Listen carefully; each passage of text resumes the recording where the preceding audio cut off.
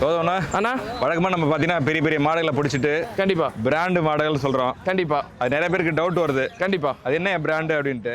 அண்ணா எல்லா மாட்டையும் பிராண்டுன்னு சொல்ல முடியாதுல்ல. மாட்டுக்கு உண்டான மாட்டை மட்டும் தான் பிராண்டுன்னு சொல்ல முடியும். நாம எடுத்து எல்லாமே பிராண்டுன்னு சொல்ல முடியாது.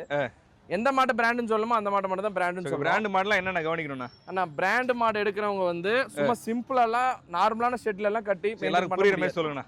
அண்ணா எல்லாத்துக்கும் புரியுற மாதிரி என்ன சொல்லலாம், பிராண்டு நம்ம HF தான் பிராண்ட் அப்படின்னு சில பேர் சொல்றாங்க. எடுத்து கொடுக்கறது பெருசுல யார் வேணா எடுத்து கொடுக்கலாம். அந்த மாட்டை வந்து கொண்டு போய் பராமரிக்கணும். பராமரிக்கிற தகுந்த கஸ்டமருக்கு எடுத்து கொடுக்கணும். அதுதான் மெயின். ஓகே. இப்போ நம்ம ஒரு அழகுல இப்போ வந்து ஒரு கஸ்டமர் இன்னைக்கு இருந்தாங்க. இந்த மாடு ஒரு கஸ்டமருக்கு எடுத்து கொடுக்கும்போது இந்த மாட்டை எனக்கு ஃபர்ஸ்டே காமிச்சிருந்தா நான் எடுத்திருப்பேன் அப்படின்னு கேட்டாங்க. ஓகே. நீங்க என்ன எத்தனை மாடு வச்சிருக்கீங்க, என்ன பண்றீங்கன்னு கேட்டேன். இல்ல நான் ஒரு 2-3 மாடு வச்சிருக்கிறேன். இந்த மாடு போற கஸ்டமர் வந்து 200 மாடு வச்சிருக்காங்க. 200 மாடு வச்சிருக்கிறனால அவங்களுக்கு வந்து நம்ம எதையுமே பார்க்க தேவையில்லை. அவங்க எதுவுமே கேட்கவும் மாட்டாங்க நம்ம கிட்ட. 4 காம்பு தரவா இருக்கா, மாடு வெயிட்டா இருக்கா, கறக்கிற உள்ள கெப்பாசிட்டி இருக்கான்னு மட்டும் தான் நம்ம பார்ப்போம். நல்ல பிரீட் வைஸ் இருக்கான்னு பார்ப்போம். இது வந்து பண்ண ஃபார்ம் பார்ட்டி வந்து மெயினா வந்து ஒரு 20 மாடு 30 மாட்டுக்கு மேல வச்சு மெயின்டைன் பண்ற கஸ்டமர் கண்டிப்பா அது சக்சஸ் பண்ணுவாங்கண்ணா. ஒரு மாடு 2 மாடு இதை வச்சு தீனி போட முடியாது.